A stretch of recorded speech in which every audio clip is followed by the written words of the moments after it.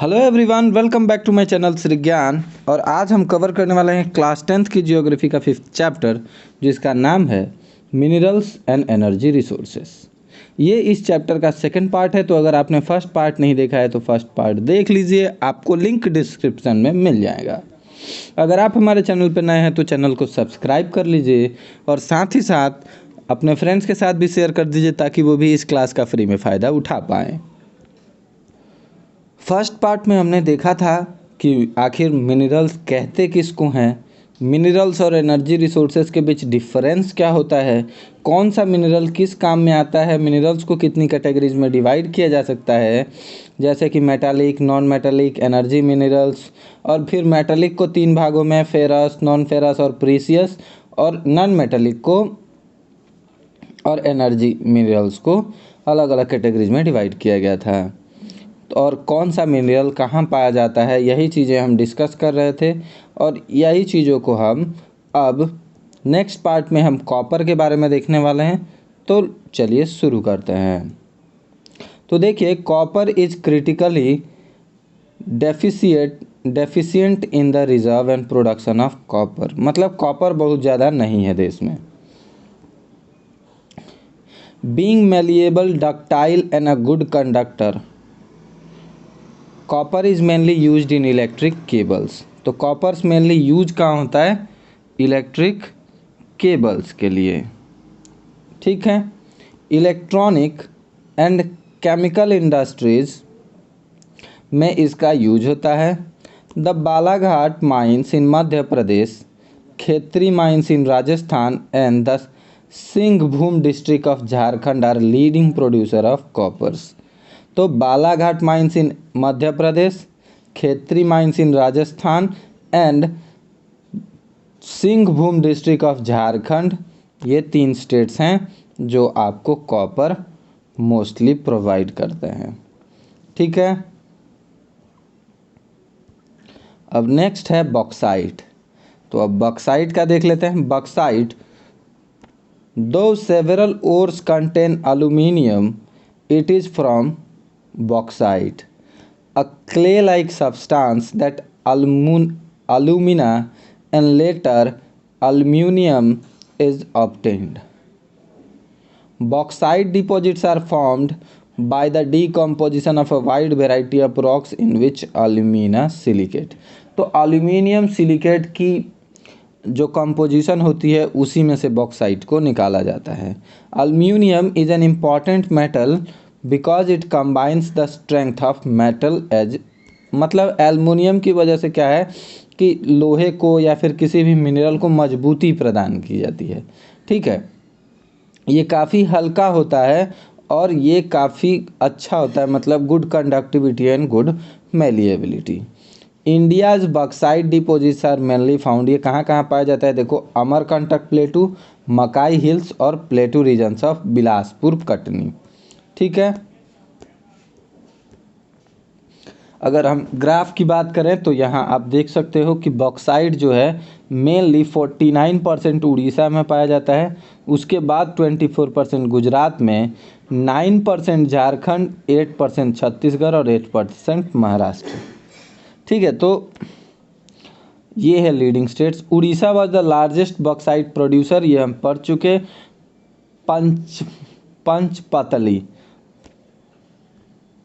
पंचपातमली deposits in Koraput district are the most important bauxite deposits in the states. Okay,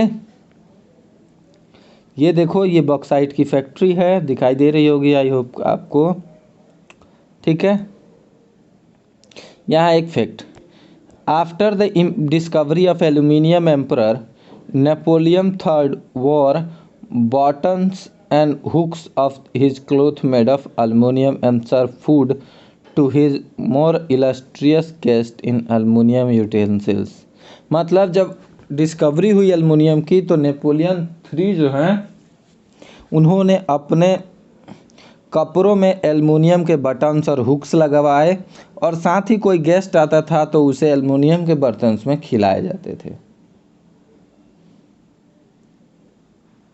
and the less honourable ones were served in gold and silver utensils. तो जो ज़्यादा खास होता था उसे aluminium में खिलाया जाता था, और उससे जो कम होते थे उसको सिल्वर या गोल्ड में खिलाया जाता था। 30 years after this incident aluminium bowls were most common with the beggars in the Paris. लेकिन 30 सालों के बाद ये बहुत कॉमन हो गया कि पेरिस के भिखारी एल्युमिनियम की कटोरे लेकर घूमने लगे। ठीक है, तो ये एक फनी फैक्ट था, आई होप अच्छा लगा होगा। अब देखते हैं नॉन मेटालिक मिनरल्स, जिसमें सबसे फेमस है mica. Mica is a mineral made up of a series of plates और लीव्स। मतलब छोटे छोटे प्लेट्स को मिलाकर बनाया जाता है। It splits easily into the thin sheets. तो इसे थिन शीट्स बनाना इजी है। This sheets can be so thin that 1000 can be layered into a mica sheets of a few centimetre height. तो मतलब 1 सेंटीमीटर की हाइट के लिए भी मतलब हज़ारों लेयर्स बिठानी पड़ती हैं ताकि एक माइका बन पाए। Mica can be clear. Mica clear भी हो सकता है, ब्लैक भी हो सकता है, ग्रीन भी हो सकता है, रेड येलो और ब्राउन भी हो सकता है। Due to its excellent dielectric strength, low power loss factors, insulating properties and resistant to high voltage, mica is one of the most indispensable mineral used in electric and electronic industries। तो use कहाँ होता है आपको ज़रूरी है याद रखना पड़ेगा। यूज होता है ये इलेक्ट्रॉनिक एंड इलेक्ट्रिक इंडस्ट्रीज में। ठीक है, ये बहुत ही कम पावर लॉस होता है इसमें, इसीलिए इसका ज़्यादातर लोग यूज करते हैं। ओके, माइका डिपॉजिट्स कहाँ कहाँ पाए जाते हैं ये देखो। छोटा नागपुर प्लेटू, कोडरमा गया, हजारीबाग बेल्ट ऑफ झारखंड इसके मेन प्रोड्यूसर्स हैं। Rajasthan the major mica producing areas are Ajmer, Nellore. Okay, अब देखो hazards of mining. Have you ever wondered about the effort the miners make in making life comfortable. मतलब देखो ज़मीन के भीतर से खोद कर उस चीज़ को बाहर निकालना, फिर उन सब चीज़ों को इकट्ठा करना, पिघलाना, एक यूज़फुल चीज़ बनाना, फिर उसे मार्केट तक लेकर आना, आपके लिए सामान बनाना, कितना मेहनत का काम है। What are the impact of mining on the health and miners and the environment. लेकिन माइनिंग के इन्वायरमेंट और उस इंसान पर क्या असर पड़ते हैं जो माइनिंग करता है, ये भी जानना ज़रूरी है। जो धूल होता है, जो नॉक्सियस फ्यूम्स होती है, जो नाकों में जाती है मिनरल्स को माइनिंग करते समय, मतलब खुदाई के बाद जब आदमी कोई कहीं भीतर घुसता है तो वहाँ जो उसके नाकों में डस्ट जाता है, जो गैस जाता है, वो बहुत सी बीमारियों को, फेफड़ों की बीमारियों को जन्म देता है। ठीक है, the risk of collapsing mine roofs.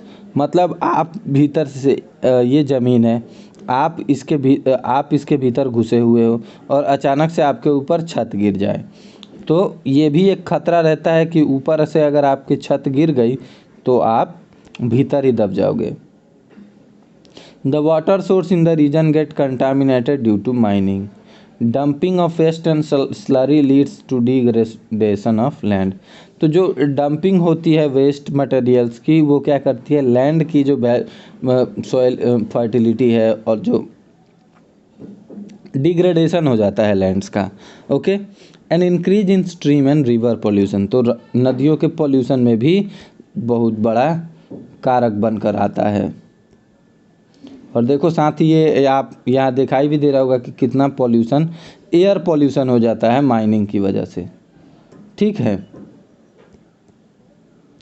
देखो Andhra Pradesh is also an important producer in the country. अब रॉक मिनरल्स की देख लेते हैं। रॉक मिनरल्स में लाइमस्टोन है।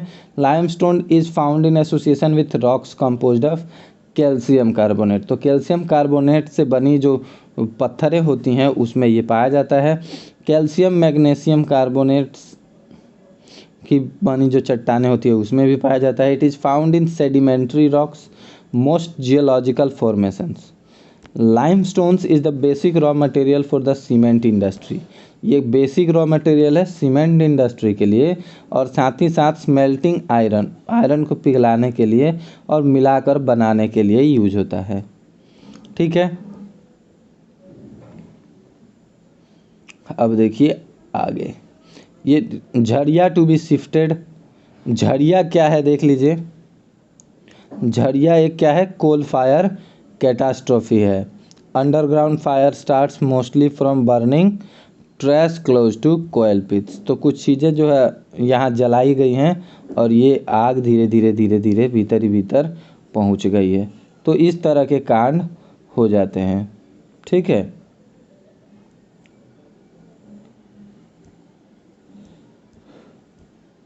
और बहुत से ऐसे हादसे हो जाते हैं जिसकी वजह से देखो 300 करोड़ इन डैमेजेस।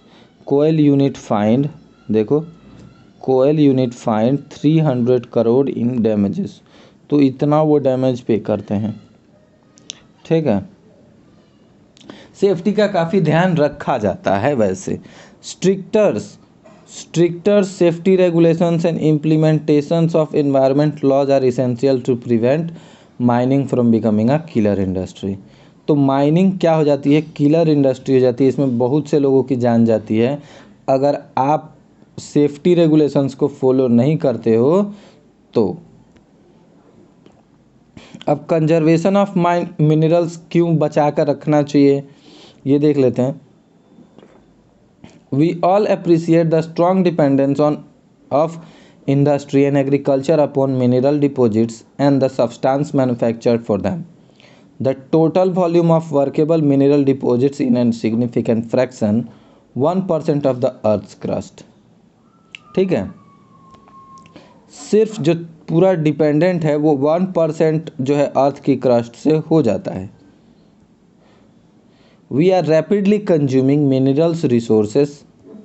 हम बहुत ही ज़्यादा तेज़ी से मिनरल रिसोर्सेज को यूज कर रहे हैं, जिसकी वजह से क्या होगा, require million of years to be created.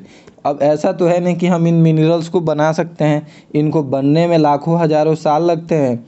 और the geological process of minerals formation are so slow. इसको बनने में बहुत समय ज़्यादा लगता है, बहुत धीरे धीरे बनता है। और अगर हम इसका इसी तरह यूज करते रहे तो कुछ सालों के बाद ख़त्म हो जाएंगे। Minerals resources are there for finite, मतलब लिमिटेड हैं।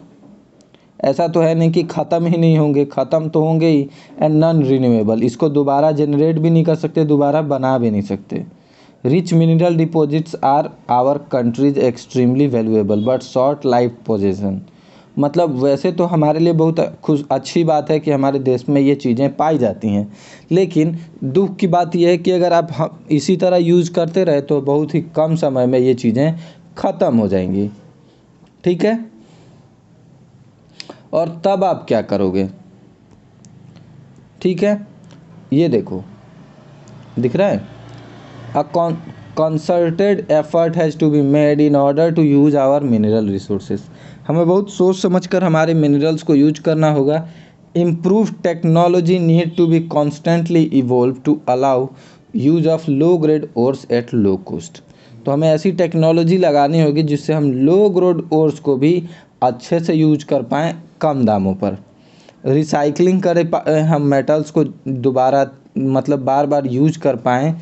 और using scraps metal and other substitutes are steps in conserving our, मतलब जो भी ख़राब चीज़ है, जो भी स्क्रैप है, उसका हम दोबारा या फिर जितना ज़्यादा हो सके उतना हम यूज कर पाएँ। ये भी एक हमें प्लान करना पड़ेगा। ये एक फैक्ट्री है देखो, जहाँ मशीन के माध्यम से क्या किया जा रहा है, कोयले को साइड से इस यहाँ ये कोयला है और इसको इस मशीन की मदद से निकाला जा रहा है, ठीक है। ये एक और कोल माइनिंग है, देखो आप कोल माइनिंग, यहाँ कोयला निकाल कर रखा गया है नीचे। अब ये कोयला जो है जेसीबी के माध्यम से यहाँ से उठाया जाएगा और गाड़ियों में लोड कर दिया जाएगा, ओके। अब एनर्जी रिसोर्सेज की बात कर लेते हैं थोड़ा सा। Energy is required for all activity. जितनी भी मशीनरी है सब कुछ के लिए एनर्जी लगती है, यहाँ तक कि हमें खाना बनाने के लिए भी एनर्जी लगती है, ठीक है। चाहे आपको लाइट जलानी हो, चाहे आपको हीट लेना हो, टू प्रोपेल व्हीकल्स, गाड़ियों को चलाना हो, चाहे कोई मशीन चलानी हो, हर चीज़ के लिए क्या चाहिए, energy. Energy can be generated from fuel. Energy कैसे जनरेट कर सकते हो आप? फ्यूल की मदद से, कोयले की मदद से, पेट्रोलियम यानी कि डीजल या पेट्रोल की मदद से, नेचुरल गैस जैसे कि एलपीजी वगैरह और यूरेनियम वगैरह। ठीक है, और भी कुछ ऑप्शंस हैं जैसे कि टाइडल एनर्जी है, मतलब समुद्र के पानी से, हाइड्रो इलेक्ट्रिक प्लांट्स हैं, और साथ ही साथ हम विंड एनर्जी और सोलर एनर्जी का भी यूज करते हैं। Energy resource can be classified as conventional and non conventional. दो भागों में बांटा गया, conventional and non conventional. Okay, source include, पहला फायरवुड। फायरवुड में लकड़ियां जलाकर आपने जो भी किया, ठीक है, खाना बनाया जाता था ना पहले लकड़ियों पर, साथ ही साथ मतलब कोयला भी यूज होता था, लकड़ी का कोयला ट्रेन में भी यूज होता था बहुत सालों तक। उसके बाद कैटल डंग, गाय के गोबर को आपने देखा होगा, राउंड राउंड से शेप में गाय के गोबर को वॉल पर चिपका दिया जाता था, और वॉल पर चिपकाने के बाद क्या किया जाता था कि उसको केक की शेप दे दी जाती थी, और जब वो सूख जाता था तो उसे जलाया जाता था। तो वो भी एक एनर्जी रिसोर्स के तौर पे काम होता था, उसे कोयले की तरह यूज कर लेते थे। ठीक है, उसके बाद हम पेट्रोलियम, नेचुरल गैस और इलेक्ट्रिसिटी का तो यूज करते ही हैं। ठीक है, नॉन कन्वेंशनल में क्या है? सोलर धूप से, विंड हवा से, टाइडल समुद्री लहरों से, और जियोथर्मल से भी होता है। साथ ही साथ बायोगैस और एटॉमिक एनर्जी से भी एनर्जी एक्सट्रैक्ट की जाती है। Firewood and cattle dung cake are most common in rural areas. तो गांव वगैरह में बहुत कॉमन देखने को मिलता है, हर घर के ऊपर आपको देखने को मिल जाएगा, जो बांस वगैरह की घर होती हैं वहाँ पे। Come to one estimate more than 70% energy requirement in rural households is met by these two. मतलब लकड़ियों से और गाय के चिपड़ों से नॉर्मली वहाँ के लोगों की एनर्जी रिक्वायरमेंट्स पूरी हो जाती हैं। कितनी? 70%। Continuation of this increasingly become difficult due to decreasing forest area. जब जानवर ही मतलब जंगल ही नहीं रहेंगे तो आप लकड़ियाँ कहाँ से लाओगे? तो फायरवुड का आपका फ्यूल ख़त्म, जानवर ही नहीं रहेंगे, जब जंगल नहीं रहेंगे, जंगल ही नहीं रहेंगे, घास नहीं रहेगा, तो आप काऊ डंग कहाँ से लाओगे? ठीक है, तो काऊ डंग नहीं होगा तो फिर डंग केक भी नहीं बनेगा, तो ये भी एक दिक्कत है। Moreover using dung cake too is being discourage because it consume most valuable manure which could be used in agriculture.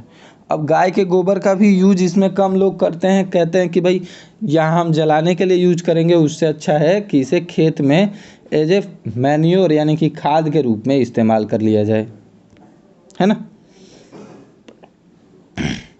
Conventional source of energy. Conventional source of energy में अगर भारत की बात करें तो coal is the most abundantly available fossil fuel. तो coal क्या है? एक फॉसिल फ्यूल है। फॉसिल क्या होता है? फॉसिल को हिंदी में कहते हैं जीवाश्म। जीवाश्म मतलब मान लो, जीवाश्म को एक बार थोड़ा सा मैं बता देता हूँ। ओके, एक सेकेंड, थोड़ा सा, हाँ यहाँ देखो, मान लो कि ये कोई नदी है, ठीक है, और ये पानी बह रहा है, ठीक है, ये बह रहा है, और यहाँ एक माउंटेन है। ओके, माउंटेन से ये नदी निकल कर आई। अब माउंटेन्स में क्या हुआ कि यहाँ कोई मिनरल्स था, या यहाँ कोई पत्थर था, या यहाँ कुछ मिट्टी थी, वो सब क्या हुए, धीरे धीरे धीरे धीरे यहाँ से बह बह कर आने लगा। लेकिन एक जगह कहीं ना कहीं ये जमा होने लगा, और जब ये जमा हो रहा था, एक जगह इकट्ठा हो रहा था, तभी इसके साथ कुछ और चीज़ें भी जमा होने लगी। ठीक है, जैसे कि ये इसके साथ साथ जमा होता चला गया, ठीक है, और ये जमा होता चला गया इसी के बीच। तो धीरे धीरे धीरे धीरे क्या होगा कि इसके बीच में जो चीज़ें जमा हो जाती हैं और वो जो स्ट्रक्चर बन जाता है, जो मिनरल्स इकट्ठा हो जाते हैं, इसे फॉसिल्स कहा जाता है। ठीक है, तो और हिंदी में इसे जीवाश्म कहते हैं। अब आपको आई थिंक कि अच्छे से समझ में आ गया होगा। कि आखिर फॉसिल्स क्या होता है। तो फॉसिल्स को बनने में भी बहुत ज़्यादा टाइम लगता है, ठीक है। वैसे देश की ज़्यादातर एनर्जी नीड्स को कौन पूरा कर रहा है, कोयला यूज कर रहा है। It is used for power generation के लिए यूज होता है, एनर्जी सप्लाई के लिए यूज होता है, इंडस्ट्रीज में भी और डोमेस्टिक नीड्स में भी, ठीक है। India is highly dependent on coal, आज भी इंडिया हाईली डिपेंडेंट है कोयले पर। किस चीज़ के लिए, कॉमर्शियल एनर्जी रिक्वायरमेंट को पूरा करने के लिए, मतलब फैक्ट्रीज वगैरह में बहुत यूज होता है। As you already aware that coal is form due to compression of plants materials over millions of year. मैंने बताया ना कि ये नदी है, यहाँ कोई पहाड़ है, यहाँ से ये नदी निकली, अपने साथ लकड़ियों को, बड़े बड़े पहाड़ों को लेकर आई, और वो क्या हुआ, एक जगह जमे रहे हज़ारों सालों तक, बहुत ज़्यादा प्रेशर, बहुत ज़्यादा उसके साथ जमे रहे, उसके बाद कोयले का निर्माण होता है, ठीक है। Therefore is found a variety of forms depending on the, मैंने बताया अब जहाँ ज़्यादा हीट मिली, जहाँ ज़्यादा प्रेशर था वहाँ का कोयला ज़्यादा अच्छा, जहाँ प्रेशर, वेराइटी और क्लाइमेट अच्छा नहीं था वहाँ का कोयला उतना अच्छा नहीं हुआ। तो इसी तरह से अब देखो, decaying plants in swamps produce पीट, जब कोई पौधा सड़ने लगता है तो वो पीट प्रोड्यूस करता है, ठीक है। Which has a low carbon and high moisture, उसमें क्या होता है, लो कार्बन, हाई मॉइस्चर और लो हीटिंग कैपेसिटी। तो सबसे लो ग्रेड का होता है lignite, is low grade brown coal. तो सबसे लो ग्रेड में लिग्नाइट, ये थोड़ा सा सॉफ्ट होता है, इसमें मॉइस्चर ज़्यादा होता है, जलता कम है, धुआं ज़्यादा करता है। The principal lignite reserves are in, कहाँ पाए जाते हैं, नेवली, तमिलनाडु, ठीक है। वैसे ये इलेक्ट्रिसिटी जनरेशन के भी काम आता है। Coal that has been buried deep, मतलब बहुत ज़्यादा गहराई में जो कोयले होते हैं, ठीक है, जिनको बहुत ज़्यादा मतलब टेम्परेचर मिला होता है, उसको हम कहते हैं बिटुमिनस कोयल, ठीक है। और ये सबसे अच्छा कोयल माना जाता है, मोस्ट पॉपुलर कोयल है बिटुमिनस कोयल। इन कॉमर्शियल यूज ये भी यूज होता है। Metallurgical coal is high grade bituminous coal which has a special value for smelting, लोहे को पिघलाने के लिए इन ब्लास्ट फर्नेस में यूज होता है, ठीक है। लेकिन बिटुमिनस कोयल से भी अच्छा कोयल माना जाता है एंथ्रेसाइट को। किसको, एंथ्रेसाइट को। Anthracite is the highest quality hard coal, ये सबसे हार्ड होता है और सबसे अच्छी क्वालिटी का होता है। In India coal occurs in rock series, ये रॉक सीरीज में होता है। Two main geological ages namely Gondwana, Gondwana land की जो ज़मीनें हैं उसमें पाया जाता है, जो जिसको लगभग 200 साल पुरानी हो चुकी हैं जो ज़मीनें वहाँ, ठीक है। ये लगभग 55 मिलियन ईयर्स ओल्ड होते हैं। तो आप अंदाज़ा लगा लो कि एक बार अगर ये ख़त्म हो गए तो फिर से 55 मिलियन ईयर्स लगेंगे बनने में, ठीक है। और ये देखो आप, दामोदर वैली वेस्ट बंगाल में खूब अच्छे से पाए जाते हैं, ठीक है। यहाँ पर इस मैप में दिखाया गया है कि कहाँ कहाँ पर कोल माइंस हैं, कहाँ कहाँ पर कोल फील्ड्स हैं, ऑयल फील्ड्स हैं, ये सारी चीज़ें यहाँ दिखा दी गई हैं, तो आप देख सकते हो। झरिया, रानीगंज, बोकारो, ये सब कुछ बहुत इम्पॉर्टेंट कोल फील्ड हैं। द गोदावरी महानदी, सोन, वर्धा वैली, ये भी कोल डिपॉजिट्स कंटेन करती हैं। Tertiary coal occurs in north eastern states of Meghalaya, Assam, Arunachal Pradesh और नागालैंड, इसमें भी कोयले पाए जाते हैं। कोयल इज़ अ बल्की मटेरियल, मतलब जहाँ पाया जाता है वहाँ खूब पाया जाता है, ढेर मात्रा में। Which lodges weight on use as it's reduce to ash, जब ये राख में बदलता है तो अपना वजन खो देता है, ठीक है। जलने के बाद सिर्फ राख बचती है, तो वो मतलब hence heavy industries and thermal power stations are located on or near coal fields. तो बड़े बड़े जो थर्मल पावर प्लांट्स होते हैं या फिर जो मतलब हैवी इंडस्ट्रीज होती हैं वो क्या नियर कोल फील्ड्स लोकेट करती हैं, कोयले के फील्ड्स के आसपास ही इनको सेट किया जाता है। अब बात कर लेते हैं पेट्रोलियम की। पेट्रोलियम भी कोयले की तरह ही हजारों सालों के बाद बनता है। पेट्रोलियम और mineral oil is the next major energy source in India. अगर कोयले को छोड़ दिया जाए तो उसके बाद सबसे ज़्यादा यूज क्या होता है, पेट्रोलियम। ठीक है, इट प्रोवाइड्स फ्यूल और heat and the lightning. Lubricants for machinery, machinery को क्या प्रदान करता है, लुब्रिकेंट्स प्रदान करता है। For machinery and raw material for a number of manufacturing industries. Petroleum refineries, petroleum की जो रिफाइनरी होती है वो मेन काम करती है, वो नोडल इंडस्ट्री की तरह काम करती है। उससे सिंथेटिक टाइल्स, टेक्सटाइल्स यानी कि कपड़े, फर्टिलाइजर्स यानी कि खाद और नमरस केमिकल इंडस्ट्रीज चलती हैं। Most of the petroleum occurrences in India are associated with the anticlines and fault traps in the rock formation of tertiary age. तो टर्शियरी एज की रॉक्स जो फॉर्मेट हुई हैं उसमें ये पाया जाता है। In regions of folding anticlines, anticlines और डोम्स में दिखते हैं। It occurs where oil is trapped in the crest of upfold. The oil bearing layer is a porous limestone और सैंडस्टोन्स। तो सैंडस्टोन्स और इसमें पाया जाता है। The oil is prevented from rising और sinking by intervening non porous layers. ठीक है, अब आगे देखते हैं। Petroleum is also found in fault traps. तो फॉल्ट ट्रैप्स में भी पाया जाता है petroleum. Between porous and non porous rocks इसमें पाया जाता है। Gas being higher lighter usually occurs above the oil, gas भी पाया जाता है। अब देखो, Mumbai, Gujarat and Assam are major petroleum production areas in India. याद रहेगा, Mumbai, Gujarat, Assam. From the map located 3 major offshore field of western. Ankleshwar is the most important field of Gujarat. Ankleshwar is the most important field of Gujarat, याद रखिएगा। Assam is the oldest oil producing state of India. Assam में यहीं डिगबोई है। डिगबोई का अगर आपने नहीं देखा है तो आप कभी आइए। डिगबोई खूबसूरत सा छोटा सा मतलब आप शहर बोल सकते हो, टाउन बोल सकते हो, खूबसूरत सा है, बहुत ही छोटा सा, आप घूम सकते हो। नाहरकटिया जा सकते हो, नाहरकटिया भी घूमने लायक जगह है, अच्छी जगह है। मोरान, हुगरी जान, ये सब ऑयल फील्ड्स के काफ़ी रिच जगह हैं।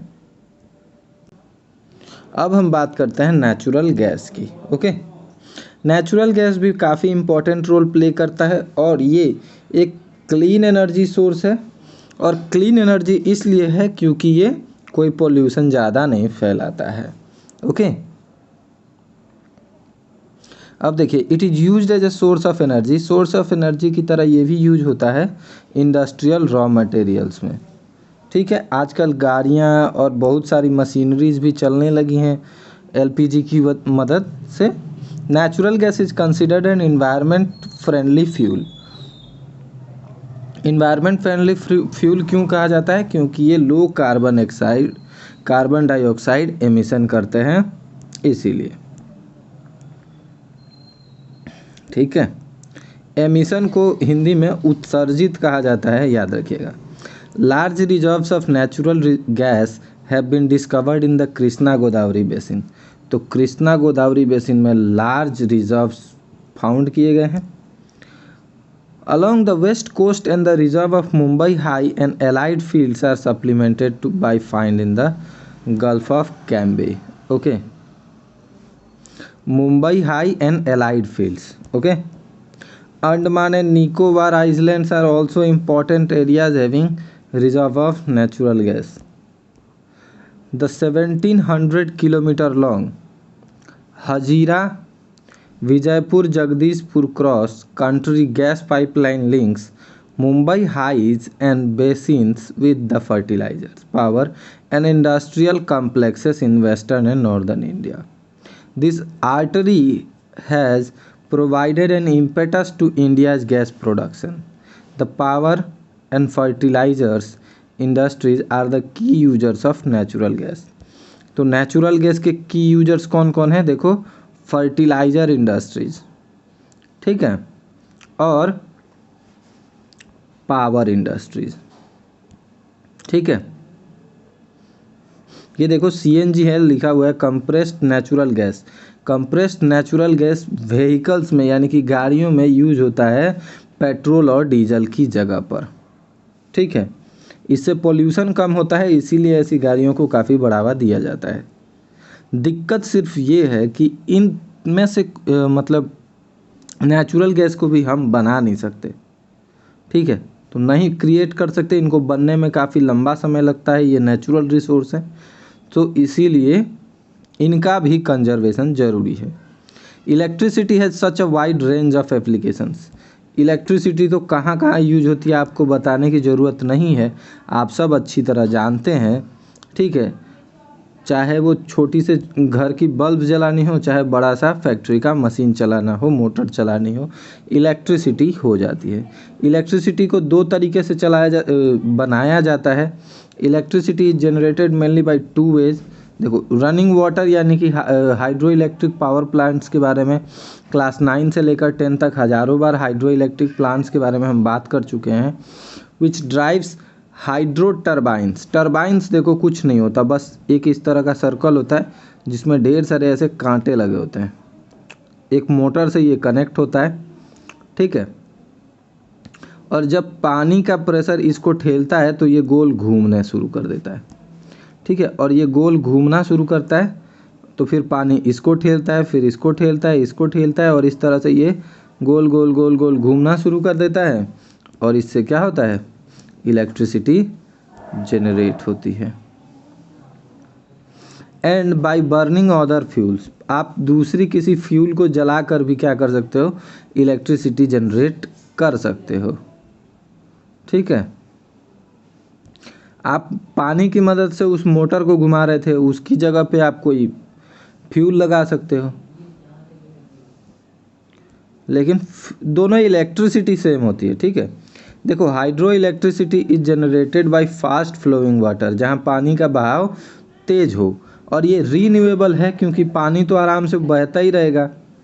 ऐसा तो है नहीं कि नदी का पानी इस साल ही बहेगा, हर साल पानी का बहाव हमेशा बहता रहता है और उस पर हम आराम से इलेक्ट्रिसिटी जनरेट करते रहते हैं, ठीक है। ऐसे मल्टीपर्पज़ प्रोजेक्ट्स इसलिए कहा जाता है, देखो मल्टीपर्पज़ इसलिए कहा जाता है क्योंकि सबसे पहले तो हम जो मतलब डैम बना रहे हैं उसकी वजह से एक नदी के बीचों बीच में क्या हो गया?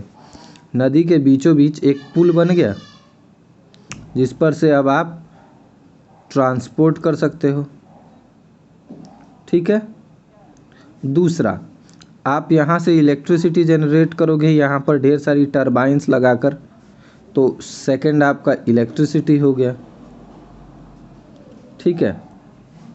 जो पानी यहाँ पर इस इलाके में स्टोर होगा, पानी यहाँ पे स्टोर होता है, देखो ये जो लोकेशन है यहाँ पर स्टोर होता है पानी। तो पानी जब स्टोर होता है तो यहाँ पर मछलियों का ब्रीडिंग करवाई जाती है, ठीक है, मछलियों की ब्रीडिंग वगैरह कराई जाती है, ये भी एक प्रोजेक्ट ही है। तो इसीलिए इनको मल्टीपर्पज़ प्रोजेक्ट्स कहा जाता है। और एक काम वो करती हैं कि जैसे मान लो कि इस लोकेशन पे हमने पानी स्टोर करके रखा है, ठीक है, ये हमारा पानी का स्टोरेज है, तो हम इसको क्या करते हैं ना कि इसी में से कैनाल निकाल लेते हैं, छोटे छोटे मतलब नहरें निकाल देते हैं, और ये क्या करती हैं, ऐसे गांव, ऐसे जगह जहां पानी की कमी है वहां पानी इनकी मदद से हम पहुंचा देते हैं। मान लो कि इस साल बहुत बारिश हुई तो यहाँ पानी की ज़रूरत नहीं है, तो पानी हमने यहाँ स्टोर करके रखा है, और पता चला कि अगले साल यहाँ बारिश नहीं हुई, यहाँ सूखा पड़ रहा है, तो यहाँ से हमने नल खोल दिया, ये चला आया पानी यहाँ पर। तो इस तरह से मल्टीपर्पज़ प्रोजेक्ट्स काम करते हैं। आप इसी की वजह से इरिगेशन भी कर लेते हो, इसी की वजह से ट्रांसपोर्ट भी हो जाता है, इसी की तरह से मतलब इलेक्ट्रिसिटी भी जनरेट हो जाती है, और साथ ही साथ हम ब्रीडिंग वगैरह भी कर लेते हैं। Thermal electricity is generated by using, देखो थर्मल में क्या होता है, कोयला, पेट्रोल या फिर नेचुरल गैस को हम जलाते हैं और उससे वो हम मोटर चलाते हैं और वो फिर इलेक्ट्रिसिटी देती है। तो इसमें दिक्कत बस ये है कि कोयला, पेट्रोलियम और नेचुरल गैस जो है, इसमें से कोई भी हम दोबारा तो बना नहीं सकते, पेट्रोलियम को हम दोबारा क्रिएट तो कर नहीं सकते। तो इसीलिए ये जो थर्मल इलेक्ट्रिसिटी पावर प्लांट है ये हमारे लिए ज़्यादा किफ़ायती नहीं है, बेनिफिशियल नहीं है। ठीक है, आप अगर कभी मुजफ्फरपुर जाओ तो वहाँ पर ऐसा प्लांट है, आप देख सकते हो, कांटी के आसपास है। Non conventional source of energy, अब non conventional source of energy क्या है? The growing consumption of energy has resulted the country becoming increasingly dependent on fossil fuel such as coal. जब इलेक्ट्रिसिटी की और एनर्जी की ज़रूरत सिर्फ इलेक्ट्रिसिटी से नहीं है, मतलब गाड़ियाँ ज़्यादा हो रही हैं, कार्स ज़्यादा हो रही हैं, तो उसके लिए भी तो फ्यूल चाहिए ना। तो फ्यूल जब ज़्यादा हम डिपेंड हो रहे हैं तो ऐसे में हमें ज़्यादा ज़रूरत पड़ती है कोयले की, ऑयल की, गैस की। ठीक है, बड़ी इंडस्ट्रीज़ हैं तो उनको चलाने के लिए इन सब चीज़ों की ज़रूरत पड़ती है। राइजिंग प्राइस, ऊपर से आप अभी अगर आप न्यूज़ देखते होंगे तो तेल 100 रुपये किलो था, कितने लोगों ने प्रोटेस्ट वगैरह किया। तो rising price of oil, gas वगैरह के दाम बढ़ते जा रहे हैं। ठीक है, और इनकी कमी होनी निश्चित है क्योंकि पॉपुलेशन बढ़ती जा रही है और ये घटते जा रहे हैं। मैंने आपको पहले ही बताया कि इनको बनने में हज़ारों साल लगता है। ठीक है, और पॉपुलेशन इतनी ज़्यादा है और इसका कंजम्पशन इतना ज़्यादा है कि ये हमेशा अवेलेबल नहीं रहेंगे। ठीक है, तो देखो, uncertainties about the security of energy supply in future which in turn serious repercussion on the growth of national economy. तो अब ग्रोथ ऑफ नेशनल इकोनॉमी पे भी ये एक रिपरकशन यानी कि अवरोधक बनकर खड़ा हो रहा है। क्यों? क्योंकि अब ये ख़त्म हो जाएगा एक समय के बाद या फिर महंगा हो जाएगा। ठीक है, तो जो increasing use of fossil fuel है, फॉसिल फ्यूल में पेट्रोलियम भी आता है, नेचुरल गैस भी आता है। ये देखिए, ये एनवायरमेंटल प्रॉब्लम्स भी क्रिएट करते हैं। ठीक है, ये पॉल्यूशन क्रिएट करते हैं। There is a pressing need use renewable energy resource. तो हमें, हमारे पास एकदम इमरजेंसी है और हमें ये सोच कर चलना है कि हमें जितना से ज़्यादा हो सके हमें रीन्यूएबल एनर्जी यूज करनी है। तो रीन्यूएबल एनर्जी कैसे यूज करोगे आप? इलेक्ट्रिसिटी के लिए देखिए हमारे पास 3 ऑप्शन है। पहला सोलर, दूसरा विंड और तीसरा टाइडल, चौथा biomass and energy from waste materials. ठीक है, अब हम इसे कैसे करेंगे वो भी देख लेंगे, लेकिन इन सब चीज़ों के यूज को हम क्या कहते हैं? Conventional energy resource, non conventional energy resource कहते हैं। India is blessed with an abundance of sunlight. Bharat में सनलाइट की कोई ज़्यादा दिक्कत नहीं है। क्यों? क्योंकि भारत की लोकेशन ऐसी है। ठीक है, नॉर्दर्न हेमिस्फीयर में ये जस्ट हमारा इक्वेटर के ऊपर है, तो हमें सनलाइट की ज़्यादा दिक्कत नहीं है। वाटर की भी कमी नहीं है, वाटर हमारे पास अवेलेबल है, भले ही पोल्यूटेड है बट है। विंड की कमी नहीं है, बायोमास की भी लगभग कमी नहीं है। It has the largest programmes of development, तो इसलिए हमें इस पर काम करना होगा। अब न्यूक्लियर और एटॉमिक एनर्जी देख लेते हैं। It is obtained by altering the structure of atoms. तो हम क्या करते हैं? न्यूक्लियर एनर्जी में हम एटम्स के स्ट्रक्चर को बदल देते हैं। ठीक है, when such an alteration is made much energy is released in the form of heat. तो जब भी हम स्ट्रक्चर ऑफ एटम्स को चेंज करते हैं तब क्या होता है? उसमें से बहुत सारी एनर्जी निकलती है। हम स्ट्रक्चर ऑफ एटम्स को चेंज करते हैं, अल्टरिंग कर देते हैं, बदल देते हैं, और जब उससे हमें हीट मिलती है उसको हम क्या करते हैं? इलेक्ट्रिसिटी जनरेट करने के लिए यूज़ करते हैं। ठीक है, इतना ही सिंपल है। बस हम एटम्स को मतलब अल्टर कर देते हैं और वो उसकी वजह से ही क्या करता है? एनर्जी रिलीज करता है। और वो किस फॉर्म में रिलीज करता है? हीट के फॉर्म में रिलीज करता है। तो जब हीट के फॉर्म में रिलीज करता है तो हम उसे इलेक्ट्रिसिटी जनरेट करने के लिए यूज करते हैं।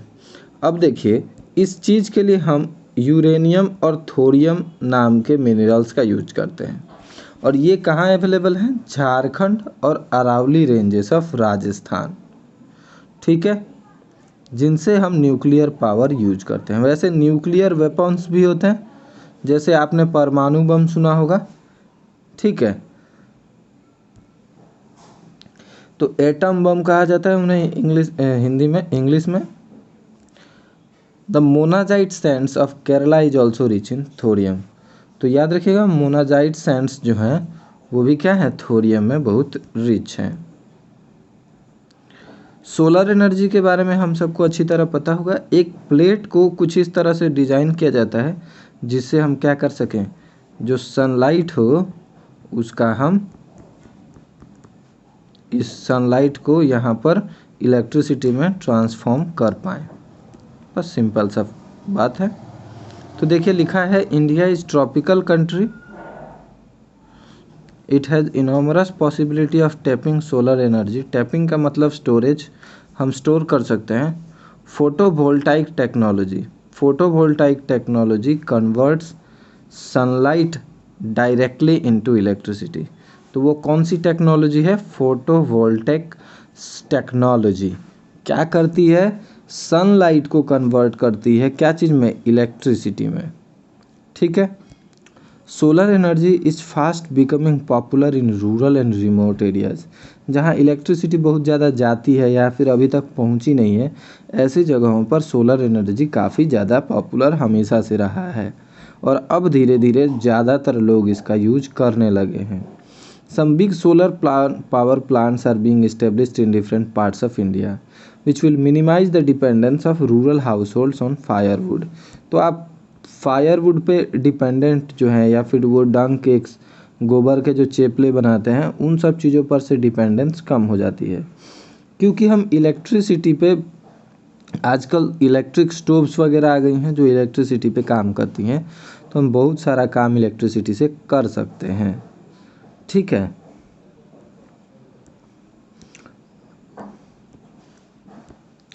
तो ये देखिए, यहाँ पर आपने देखा होगा कि ये solar operated electronic milk testing equipment है। यहाँ पर ये एक पैनल लगा हुआ है जिससे सोलर एनर्जी मिल रही है, ठीक है। अब विंड पावर देख लेते हैं। इंडिया हैज़ ग्रेट पोटेंशियल, मतलब विंड पावर भी कलेक्ट करने की पावर है इंडिया में अच्छी खासी। The largest wind farm cluster is located in Tamil Nadu. याद रखिएगा ये बात, largest wind farm cluster is located in Tamil Nadu from Nagercoil to Madurai. Apart from this Andhra Pradesh, Karnataka, Gujarat, Kerala, Maharashtra and Lakshadweep have important wind farms. Nagarcoil and Jaisalmer are well known for effective use of wind energy. Jaisalmer और नागरकोइल, वैसे ये wind energy अगर आप कभी लोहावट, राजस्थान की एक जगह है, लोहावट से अगर कोई जोधपुर जाए तो आपको ऐसा विंड मिल देखने को मिलता है, ठीक है। ये एक लाइन से ढेर सारे लगाए जाते हैं, इनसे भी इलेक्ट्रिसिटी जनरेट होती है। कुछ खास चीज़ नहीं है, जैसा कि पानी में लगाया जाता है तो मोटर घूमती है, ठीक उसी तरह इसको भी बनाया जाता है। जब तेज़ हवा चलती है तो ये घूमता है, और ये जब घूमता है तो पीछे की मोटर घूमती है और वो इलेक्ट्रिसिटी जनरेट करती है, जो यहाँ वायर के थ्रू एक स्टोरेज हाउस में स्टोर हो जाता है, ठीक है। बायोगैस, श्रब्स, फार्म वेस्ट, मतलब छोटे छोटे झाड़ वगैरह, या फिर फार्म वेस्ट होता है ना, सड़ी गली सब्जियां वगैरह हो गई, एनिमल्स और ह्यूमंस का वेस्ट, मल जो है, गोबर वड़, वो ये सब यूज होता है बायोगैस बनाने के लिए, ठीक है। और इसे डोमेस्टिक यूज के लिए यूज किया जाता है। ये गैस भी अच्छे से जलती है जिस पे खाना बनाया जा सकता है। Decomposition of organic matter yield gases, जब सड़ती हैं ना चीज़ें, डिकम्पोज होती हैं, ऑर्गेनिक मैटर्स, हरी सब्जियां हो गई और मतलब गोबर वोबर हो गया, तो उससे क्या होता है, ये गैस निकलती है। कौन सी गैस निकलती है? Biogas, which has higher thermal efficiency. ये हायर थर्मल एफिशिएंसी होती है कंपैरिजन टू केरोसिन। केरोसिन से भी अच्छा जलती हैं। मतलब गोबर के जो केक्स होते हैं, डंग केक, ठीक है, या फिर चारकोल वगैरह है, वो इन सब से मतलब ज़्यादा अच्छे से जलता है। Biogas plants are set up at municipal. तो म्यूनिसिपल में बायोगैस प्लांट सेटअप किए जाते हैं। कुछ कोऑपरेटिव्स भी हैं, मतलब आपस में ढेर सारे लोग मिलकर ऐसा करें। द प्लांट्स यूजिंग कैटल डंग, मतलब गाय वगैरह भैंस वगैरह के गोबर को यूज किया जाता है और उनको एक बड़े से कुएं जैसा खोद कर उसमें सड़ने के लिए रख दिया जाता है और उसमें से जो गैस निकलती है वो कलेक्ट करके जलाया जाता है। तो उसे हम नॉर्मल भाषा में गोबर गैस प्लांट्स के नाम से भी जानते हैं। इससे मतलब कि फ़ायदा क्या होता है, देखो कि दो तरह के फ़ायदे होते हैं। Farmer in the form of energy, पहले तो हमें एक गैस मिल गई जिससे हम खाना वाना बना सकते हैं, जला सकते हैं, ठीक है। और दूसरा काम हम ये करते हैं कि हमें खाद भी तो खराब गायब थोड़ी हो जाएगा, खाद अच्छा खाद बनकर निकलेगा गोबर, तो गोबर से हम बाद में क्या कर लेंगे, मैन्योर यानी कि खाद बना लेंगे। Biogas is by far the most efficient use of cattle डंग। तो गोबर का इससे अच्छा यूज नहीं हो सकता। It improves the quality of manure, इससे जो खाद है उसकी क्वालिटी भी बढ़ जाती है और साथ ही साथ पेड़ों का नुकसान नहीं होता, क्योंकि हम पेड़ नहीं काटते घर में चूल्हा जलाने के लिए, ठीक है। आप अगर मान लो गोबर के केक बना भी लो तो उसे जलाने के लिए थोड़ी बहुत लकड़ी तो चाहिए होती है, लेकिन इसमें तो आप गैस से खाना बना लिए और बाकी का जो मैन्योर है वो आपके खेतों में काम आ गया, तो बिल्कुल ही नुकसान नहीं होता, दुगना फ़ायदा हो जाता है। अब टाइडल एनर्जी क्या करता है ये भी देख लेते हैं। टाइड का मतलब होता है सिंपली लहरें, समुद्री लहरें होती हैं ना, तो लहरों का मतलब होता है टाइड। ओशियनिक टाइड, समुद्री लहरें, इसे भी क्या इस चीज़ के लिए यूज कर सकते हैं, इलेक्ट्रिसिटी के लिए यूज करते हैं। फ्लड गेट, जहाँ से बाढ़ ज़्यादातर आ सकती है, मतलब अगर पानी बहुत ज़्यादा हो तो उसे कहीं ना कहीं छोड़ना पड़ता है, तो ऐसे फ्लड गेट्स डैम्स जो होते हैं, जो बनाए जाते हैं, उस पर भी इनलेट्स लगाए जाते हैं और इस पे से जब पानी निकलता है तो उसे टाइडल वाटर के थ्रू हम क्या कर लेते हैं, वहाँ टरबाइन के थ्रू उससे भी इलेक्ट्रिसिटी जनरेट हो जाती है, ठीक है। देखो, in India the Gulf of Khambhat, the Gulf of Kutch in Rajasthan and the western coast and Gangetic delta in Sundarban region of West Bengal provide ideal condition for utilizing tidal energy. तो ये कुछ ऐसी जगह हैं जहाँ से टाइडल एनर्जी को अच्छे से यूटिलाइज किया जा सकता है। जियोथर्मल एनर्जी क्या है? Geothermal energy refers to the heat and electricity produced by the use of heat from the interior of the earth। तो भारत की इंटीरियर अर्थ आंतरिक हीट का यूज किया जाता है, ठीक है। Geothermal energy exist because the earth grows progressively hotter. पृथ्वी क्या हो रही है, धीरे धीरे गर्म हो रही है ना, ग्लोबल वार्मिंग की वजह से क्या हो रहा है, गर्मी बढ़ रही विथ इंक्रीजिंग डेप्थ। तो जैसे जैसे आप मान लो कि ये पृथ्वी है, ठीक है, तो अगर आप पृथ्वी के धीरे धीरे जैसे जैसे नीचे जाओगे तो क्या होगा कि अर्थ जो है वो हीट ज़्यादा से ज़्यादा मिलती जाती है। तो कह रहा है कि जितनी ज़्यादा गहराई में जाओगे आपको उतना ज़्यादा हीट मिलेगा, और इस हीट का भी हम किस चीज़ के लिए यूज कर रहे हैं, इलेक्ट्रिसिटी के लिए। Geothermal gradient is high temperature are found at shallow depth. Ground water such area observe heat from the rocks and becomes hot.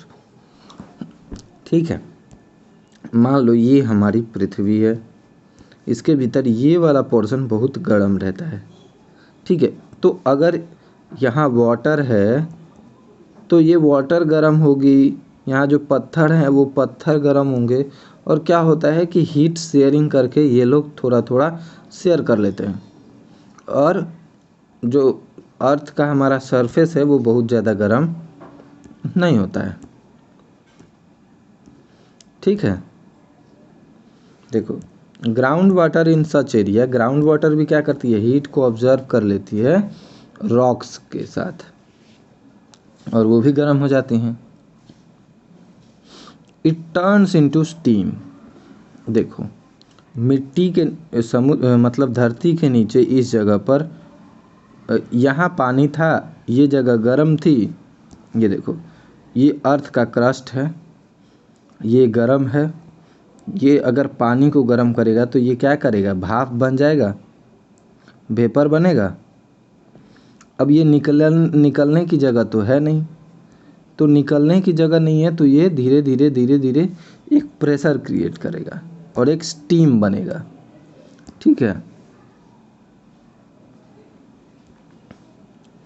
तो जब अर्थ की सरफेस से इसको निकलने का जगह नहीं मिलेगा तो ये स्टीम में बनेगा, और इस स्टीम को यूज किया जाता है टरबाइंस को घुमाने के लिए और जनरेट करने के लिए electricity.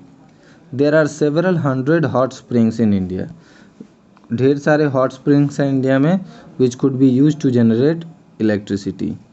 2 experiment projects have been set up in India to harness geothermal energy, 2 ऐसे प्लांट्स लगाए गए हैं चेक करने के लिए जियोथर्मल एनर्जी को। One is located in Parvati valley near Manikaran in Himachal Pradesh, और एक दूसरा है पुगू वैली लद्दाख। ठीक है, तो इन 2 जगहों पर यूज है। अब देखिए कंजर्वेशन ऑफ एनर्जी रिसोर्स, इनको क्यों बचाना है ये देखते हैं। Energy is basic requirement for economic development, energy तो हमें चाहिए। ठीक है, एनर्जी को बहुत ज़रूरत है एनर्जी की। एग्रीकल्चरल फील्ड हो, इंडस्ट्रियल हो, ट्रांसपोर्ट हो, कॉमर्शियल हो, डोमेस्टिक हो, हर जगह हमें एनर्जी चाहिए। ठीक है, एग्जाम्पल बता देता हूँ थोड़ा सा। एग्रीकल्चर मतलब आप खेती के लिए मोटर वगैरह चलाओगे, इरिगेशन करोगे, ठीक है ना, फिर धान काटने के लिए अगर मशीन लगाओगे, इंडस्ट्रीज़ में भी मशीन है, इलेक्ट्रिसिटी है, उसका यूज करना ही है। ट्रांसपोर्ट में आपको गाड़ियों में पेट्रोल वगैरह चाहिए ही होता है। तो एनर्जी तो हमें इसी सब चीज़ों से मिलती है और इसको बचा के रखना ज़रूरी है। ठीक है, as a result consumption of energy in all form has been steadily, और इतने सारे यूज हैं, इतनी ज़्यादा पॉपुलेशन है, तो क्या होता है कि राइज होता जा रहा है, एनर्जी का जो यूज है वो बढ़ता जा रहा है। In this background there is an urgent need to develop a sustainable path of energy development. Sustainable development ऐसा डेवलपमेंट होता है जो हम अभी ग्रोथ तो कर रहे हैं, लेकिन हमारी जो ये फ्यूचर है, ये जो फ्यूचर है इसको भी ग्रोथ करने का मौका मिलेगा। सस्टेनेबल डेवलपमेंट का मतलब ये है, मान लो कि हमारे पास 1,00,000 लीटर पेट्रोल है, ठीक है, और आपने अपनी डेवलपमेंट के लिए क्या किया, इसमें से 75,000 लीटर यूज कर लिया। तो आने वाली जो हमारी जनरेशन है, ये जो जनरेशन है, इसके पास तो बहुत सिर्फ 25,000 ही बचा।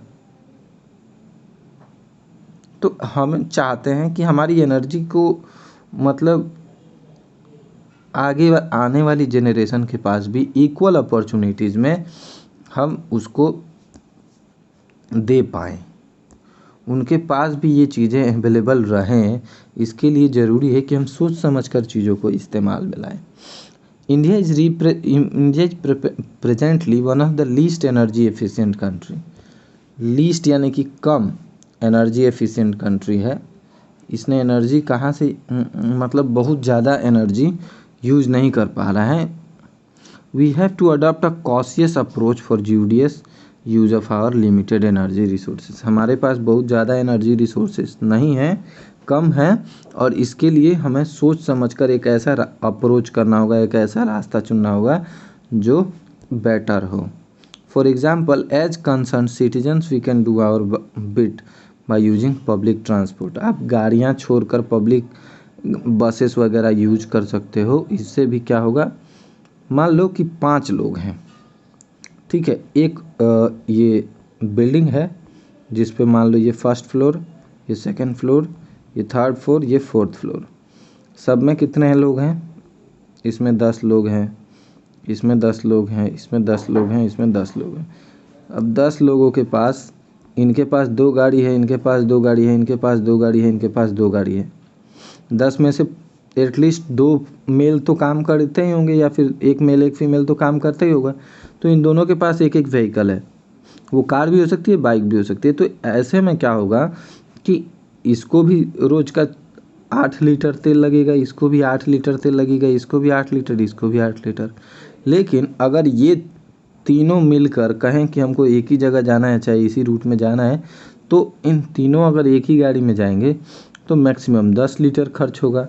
तो इससे क्या होगा कि लगभग 14 लीटर पेट्रोल बच जाएगा। समझ में आया? तो इस तरह से हमें थोड़ा सा प्लान करके चलने की ज़रूरत है।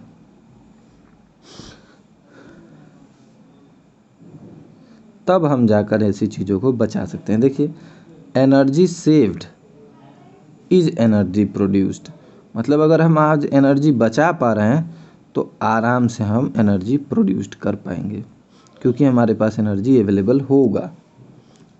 एनर्जी प्रोड्यूस्ड करना और एनर्जी बचाना बराबर है, ठीक है। तो आई होप आपको ये चैप्टर अच्छे से समझ में आया होगा। मिलते हैं आपसे अगले चैप्टर में। तब तक के लिए keep studying, keep growing, have a great day. आशा करता हूँ कि आपको वीडियो अच्छी लगी होगी। अगर अच्छी लगी है तो वीडियो लाइक कर दीजिए, अपने फ्रेंड्स के साथ शेयर कर दीजिए, ताकि वो भी इस क्लास का फ्री में फ़ायदा उठा पाएँ। जय हिंद, जय भारत।